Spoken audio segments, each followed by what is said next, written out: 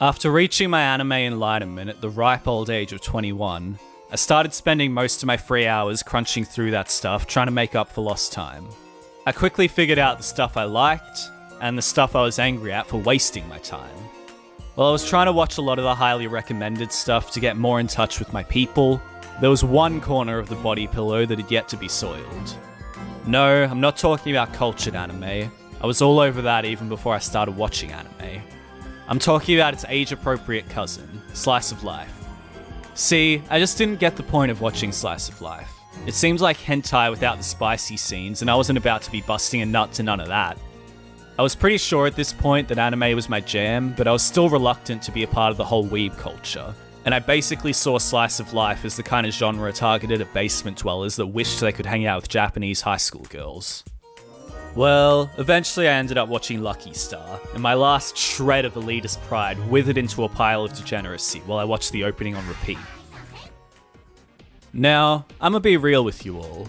I have no idea what Slice of Life actually means. I get the general concept and everything, but from whatever definition you can pull, that applies to a large portion of most stories. Take Bakemonogatari. Like, yeah, the arcs always peak with a battle or whatever against some massive force of nature.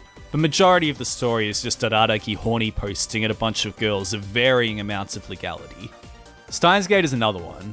Like, that show actually has a plot that's being built up for the entirety of the show, but I swear the first half was just Okudin autistically screeching while everyone else ate ramen and dubious bananas, while trying to work out why they still hang out with him. Tang being the key word. Basically, the point I'm trying to make is that to me, Slice of Life is more of a spectrum than a defined genre. On one end, you have a show that is pure balls to the wall and just keep moving forward plot progression without any semblance of a conversation that isn't an exposition dump. And on the other side, you have Seinfeld. Then you have most shows that fall somewhere in the middle of the spectrum. What I've realized over my time watching anime, and just enjoying fiction in general, is that slice of life elements of the story can really be one of the most make or break aspects of it. You can have the most well-written plot imaginable, but if I haven't seen the characters just hanging out and going about their daily lives in a way that interests me, then I probably won't care about what's happening to them in the show. Sorry to step outside the warm embrace of anime, but the best example I can think of for this is Breaking Bad. I'm not going to sit here and pretend that Breaking Bad wasn't good, because it was. I just felt like I hadn't been watching the same masterpiece that everyone else was. I was watching some Breaking Bad clips on YouTube recently, and I was like, okay, these scenes slap. Maybe this show was pretty good, and I was just being an asshole about it because it was so popular. Then I tried watching a full episode of Breaking Bad, and I could hardly sit through it. That's when I remembered why I didn't like the show. It wasn't because of the main plot. That was actually really good. The real reason was that the slice of life elements were so much of a slog to get through and just gave me such little attachment to the characters that I didn't care what kind of crazy shit was happening in the main story, because the bulk of the episode was about Hank's fucking rock collecting. Compare this to something like The Sopranos. Yeah, that has the cool main plot of Tony trying to stabilize his position and deal with all the outside stuff affecting his family. But it also had scenes where a bunch of mobsters hold an intervention for Christopher's drug addiction, and then decide to start kicking the shit out of him. In The Sopranos, I genuinely felt attached to the characters and their families, and watching all the mob dudes just hanging out was genuinely a great part of the show. When Tony and Carmela had marriage problems, I genuinely felt for both of them and wanted to see what would happen next. When the same thing happened with Walt and Skyler in Breaking Bad, I just wanted Skyler to fuck off so Walt could go back to being a drug kingpin. Now, before this becomes a 40-minute rant of why I like The Sopranos more than Breaking Bad, let's step back into the 2D space. Berserk is an incredibly obscure manga that nobody has read, and I'm super special for liking it. Despite this, it is still one of the best-selling manga of all time and is the top-rated manga on my anime list, which is amazing considering I'm one of the few people smart enough to understand it. But ask any of the dozen or so Berserk fans out there, and their favourite moments won't be the massive battles or Guts going crazy in the Berserker armor. Like, yeah, these parts are cool and everything, but to me, Berserk is at its best in its quiet moments before shit hits the fan. Guts quietly reflecting on whether he's happy with what he's doing in life. A larger-than-life character like Griffith having a casual conversation and laughing with a friend. These are the moments that make Berserk special, and why it stands out from other dark fantasy out there. The ending of the Golden Age arc is seen by some as the peak of the series, and I would probably agree with them, but what makes the ending so special is not the event itself, but rather all the small scenes throughout the Golden Age.